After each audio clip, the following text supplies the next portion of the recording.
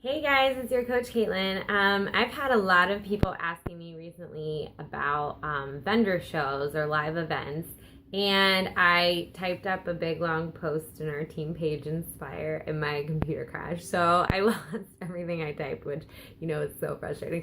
So anyways, I decided to just make a video to explain the points that I had, and then we have it captured, and for future coaches, we can pass this along. So I am by no means an expert on vendor shows, but I have done a few, and so I just wanted to give my takeaways on what I learned while doing them, and then I was hoping maybe when I post this in the group, for anyone else who's done it, maybe we can just give each other tips. And it so much depends on the size of the show and what the purpose of the show is that there will be differences based on my experiences versus other people. So I made a little list of just things I wanted to cover. But the first is I want to give you a background on the type of vendor show that I did.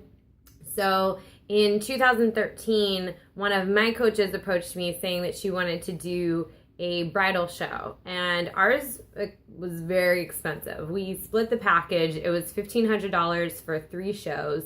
But these were big name shows in big locations. So they were at Heinz Field, in the Great Hall, and one was in Consol Energy Center. So big venues, a lot of people, definitely more of a rush when people come in. You're forced to talk a lot faster and get names quickly before people pass on. So I don't know if the smaller vendor shows, which I have never done a smaller vendor show, I don't know if those give you a little bit more time to talk to people or how those work. So maybe somebody who's done one of those can give some input on that. But my biggest takeaway was you really need to look at the cost. Like, I don't regret what we did. I learned a lot. Looking back, I don't know that it was worth the cost in terms of what we got out of it. Now, who's to say that at any of these shows you could get your next big customer that turns into your next rock star coach? Of course. But I think it's just as likely for that to happen at a small, less expensive show as it is at one of the giant shows. So my personal opinion is that if it's a cheaper show, those are way more worth it. So like Heather just told me recently that she found one in her area that was $60 for the show and included Wi-Fi. That to me seems like a no-brainer.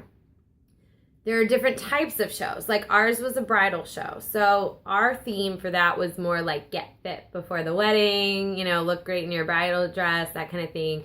But there are shows for moms. There are shows that are fitness related. There are shows for people that have, like events that have all people that have any kind of network marketing business can come together. So there's lots of different types of shows too. And this is by no means a message saying that you have to do one of these or that this is like the best way to promote your business. It really has to be what works for you. So I found that the live events and the vendor shows were a lot of work and time and effort, and they can be stressful leading up to it when you're trying to get everything together. But by the time we did one, then we had everything in place that we needed to know for the next one. So basically we had a box of stuff that we took with us the first time. And so the second time we were ready to go. We knew the routine. We made a few modifications based on what we learned in the first time, but we had everything all set, packed, ready to go. And it was not hard to do the second one. So subsequent ones are a lot less work, but there's still time and effort involved for sure. And the first time we did one, of course, we had to get a banner made and set up all the stuff we were going to bring. And we had a box that we created where people could put their information in. So stuff like that is all stuff that needs to be prepared from the get-go, and that can be sort of time consuming. So anyways, my opinion with the cost and the return on investment is, like I said, low cost, in my personal opinion, are better. And if it's worth the time to you or not. So there is work and effort involved. It's kind of up to you to decide how much work and effort you want to put in. Like, for example, the shows where we had Shakeology samples, that's a lot of effort prepping that. And even while you're at the show, it can be really stressful to do that. But it also brings more people to your booth. So the more effort you put in, obviously, the more you're going to get out of it. So if you want to make the most of the money you're investing to be at the show, I do think it requires some effort input. So those are all things you have to weigh out. when deciding if this is for you or not, but I certainly don't think there's ever harm in doing one. So even though ours were expensive and I didn't get like a ton of customers out of it, I still think it was a great learning experience, and they're fun. It's fun to meet new people, and so if that's your thing, like, do it, go for it. Absolutely. So like I said, if the more you refine it, and if it's your thing to be able to talk to people and really engage with them, and you feel like that brings more customers in, absolutely give it a try. Like I think they're awesome. So go for it if you feel called to it. But if you feel like, oh, not in a million years would I want to do that, don't feel obligated either. So that's my first advice, just in deciding whether it's something for you or not. Then I will give you some tips based on what we brought. So in the group in Team Inspire, I'm going to post our mine and my coach's checklist for everything we brought when we were doing these shows. So it was stuff like the programs, the brochures, our banner, but also extension cords and duct tape and little things that sometimes you forget. So it was useful to have that once we did our first one, so we could reference it for the subsequent ones. And I'll also try to dig up some pictures of our booth so you can just get an idea of the layout. So now I just want to talk about a few things that we learned while doing our first show and incorporated into subsequent shows, and just a few key things that I think are important to have. So the first, biggest, most important lesson we learned was in the first show, basically what we did was we had people write their name and email, contact information, their goals, stuff like that, if they were interested in a program, down on little note cards. And we put that in it was basically a box that we decorated. And I think we had said they would be entered for a prize if they put their name in. So that was how we collected information. So then it was all on us to follow up with these people. What we learned the second time was it worked way, way, way, way better to have an iPad there and to have people sign up as a free membership for Team Beachbody on the spot. We could walk them through it. We could help them see if they already had an account or anything like that. And we could make sure they were all set up. So even if they never responded to our email contacts later on, we still had them captured as a customer. And I thought that was really key for what we learned the second time around. So just having a way for them to sign up on the spot. I think it's great for you to have some sort of prize or incentive. So what we did was we had bought some shaker cups. You can get a 6-pack on teambeachbody.com. And for anybody that bought a challenge pack, or I think maybe we did any program, if they purchased something on the spot, they got a shaker cup. And then the people that just signed up for the free membership and gave us, I think even the show when we had them sign up on the spot, I think we still had them fill out a card just so they could write down their goals and stuff like that. We had those people, anybody that signed up for a free membership but didn't actually purchase anything, they were entered to win a drawing or something like that. So I think we had gotten one of the programs, if you get just a base package of a program with a coach discount, I mean, there's programs on there that you can find for like $40 or something. I think that's a great prize to have to give to people that are entering. So, and then that could show them like, hey, these programs really work. They're great, that kind of thing. So a big thing. It was helpful to have 2 people there. You don't have to. I certainly know a bunch of people who have done it with 1 people. But the way it would work, so my coaches that I worked with, her name was Rachel. So when Rachel was talking to people, I was sort of jotting down notes from the person I just talked to and vice versa. So we were kind of tag teaming a little bit. And sometimes I could tell if she was bogged down talking to several people at once, I was kind of listening in and jotting down notes. So it's really important. I'm sure you guys have all been to like a bridal shower or a baby shower, and you know how somebody's writing down like what gifts you got from which person? It makes it so much more personalized and more engaged if after a show you can contact somebody and say, hey, Sally, I totally appreciated talking to you about maybe signing up to do 21-day fix. I can totally understand how your work is really stressful and why you would need some kind of more guided system to get your nutrition on track, or whatever it is that you talked about. Like, people appreciate that. And so having a little notepad behind our booth that I could just jot down a few notes that would help me remember what we talked about is really helpful, because there were so many people that we saw that even conversations that were really significant, it's almost like once you're on to the next person, you've already sort of forgotten about what you talked about. So it's really hard to remember, even though it feels like you'll remember. So definitely take notes. If you're just doing it by yourself, whenever you have a pause in the action, jot down as much as you can remember about the customers that you just talked to. So that was really helpful. And then also that was helpful when they would fill out their card that had their information on and drop it into the box. Sometimes right after they would walk away, I would pull out their card to double check their name, and then either on the back of the card, jot some notes, or, just make that note in my notebook. So that was a really, really helpful thing. Let's see. So some things, now I'm going to talk about some things that drew people to our table. So I think having a banner is really important, and Rachel had come up with the idea for ours. It said, like, make Beachbody your little something blue, and it had the big blue Beachbody logo on it, and just because it was a bridal theme, obviously. So you can just make a Beachbody banner. There's some generic stuff. You can use the logos on teambeachbody.com. For banners and for the show itself, we are supposed to contact compliance just to get approval before doing it. So it's just compliance@beachbody.com, and you just let them know like what show you're doing and just get their approval.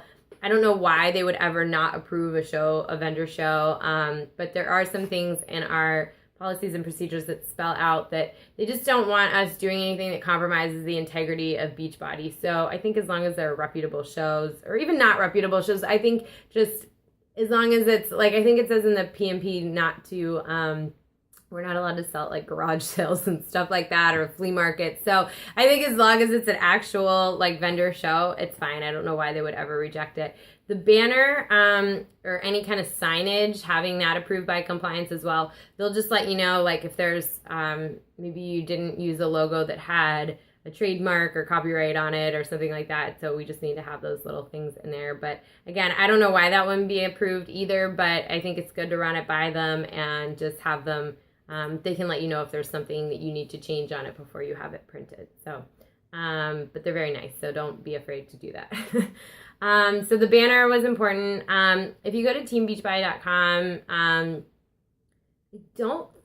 I think this is actually not in the online office, but just in teambeachbody.com under shopping. If you're logged in as your coach account, there'll be a thing that comes up that says coach tools. And that's where you can order like Shakeology brochures and things like that you might want to have. Just FYI, if you have one at your table that you're planning on having stay at your table, a lot of times, even if there was just one, people would just take it and walk away. So if you just want one brochure there, I would find a way to like tape it down or something like that so people can look at it but not take it. But the brochures are pretty cheap to order, so you can buy a bunch, and then on the back there's room to put your contact information. So if people take it without signing up for a free membership or filling out one of your index cards, at least there's still a chance that they could contact you.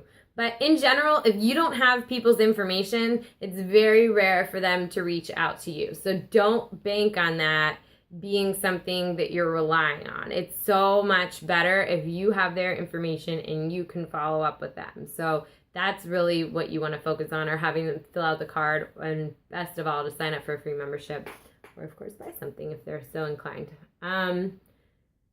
We had a workout playing on, I think the first time we actually brought a TV and had it playing on a DVD player. The second time we just used my laptop and played it in the disk drive. But if you have Wi-Fi, you could also use Beachbody On Demand, as long as it's good Wi-Fi that isn't going to be freezing. So I would say if you have a way to play the DVD itself, that's probably better than banking on the Wi-Fi working. But usually people would stop and sort of watch the video when they would pass by, or say like, oh, I know somebody who does that. And so that's a really eye-catching thing to have at the table. We also had, so we did Shakeology. That's tricky because then you need a cooler, ice. We did a mix with bananas. You need little cups, and you need to kind of constantly be refilling it because you don't want them to get warm. So you don't want to make a bunch all at once and assume people are still going to want to drink that like an hour from now. They're not going to taste good. So, and you might also have to check with your your vendor show if there's any food regulations that they have at that venue. I believe we had one show where we weren't allowed to serve food because it was a conflict of interest with the venue, where the venue was held. Like their food company is the only one that's allowed to serve food at that venue or something like that. But so the Shakeology is a little tricky, but it's definitely well worth it to have people try it. That got a lot of interest. But if you're working by yourself, I don't know if I'd be able to handle it if I was on my own. Like, it was really helpful that I had Rachel there, and when she was talking to people, I could be behind the scenes, like, blending up more shakes. So I'm guessing you could also, like, make a bunch in advance and put them in big jugs and then just pour them out as needed if you had them in a cooler. But there's a lot of logistics you have to think about that. So I saw somebody post in Fit for Life at one point that instead of doing shakes, they made Shakeology balls, those little like no-bake balls or no-bake cookies or something like that. And so that's another option too. But it really doesn't necessarily give them an idea of what the shake actually tastes like. So you might not get quite as much of a benefit. But any kind of free food samples definitely draw people to the table. So you can show them how our shake also doubles as like fun dessert. So I don't know, whatever's easiest for you, but those are my take on both of those things. One big thing I would definitely recommend is if you're going to have the programs on display, like I brought the guidebooks and the CD holders for a lot of our most popular programs just so people could see those on display when we got them. We had this cool thing where it was Rachel's idea to put like shoe boxes and stuff on the table, and then we put the tablecloth over that, so we had like various levels of things, and that made a really cool display kind of platform for us. So we had all the DVDs set out, but take the physical DVDs out of the box when you are displaying them. This is big. So we were told at this vendor show by another woman that was next to us who does tons of these vendor shows that people steal stuff. Like she said, she had a business where she was selling kind of candles and home goods, and she said she's had people just walk up, take stuff, and walk away, like, which is unbelievable to me. But yeah, so those are expensive programs that we have, guys. It's much better to lose a box than a box full of DVDs that you'd have to buy back. So just take the DVDs out. These are just for display purposes only, so it doesn't matter if the DVDs are in them. Just bring the boxes, and then you're not worried about it. So if your back is turned and you're talking to somebody else, you don't have to worry about somebody swiping it. So, I doubt this happens often, but I do have a good friend who's a coach who was doing a fit club at a church of all places and had her stuff set up on display, and her entire P90X program got stolen. So, I think for the sake of it, there's no point in having the DVDs there with you. So just for the sake of one less thing to worry about, take the DVDs out of the boxes. Okay, other than that, I'm going to try to dig up some pictures to post below so you guys can have like a visual of what we had on display, and I'll try to find some other pictures as well. And then Jennifer Greenberg did a call on vendor shows recently. I'll share that in Team Inspire. And then somebody had posted another call on his show as well. So these are probably not necessary if you're not sure you're going to do one, but if you are definitely like already signed up for one, it might be a good idea to watch these calls and just get as many ideas as you can and see what works for you. Like, so much of this is trial and error. So you might have a total flop your first show, but then learn a ton and be better prepared the next time, and have learned from ideas of other coaches who've done it and have a great one the next time. So it's just important to learn as much as you can. But I hope that answers all of your questions. And if you have any other questions based on what I said, just comment below and we'll try to get them all answered. And like I said, my experiences is based on doing bigger shows. But maybe some people can post about their experiences with smaller shows and what they liked better. Just the more information you have, the better decisions you can make about how to run them. So good luck, and I will talk to you guys soon.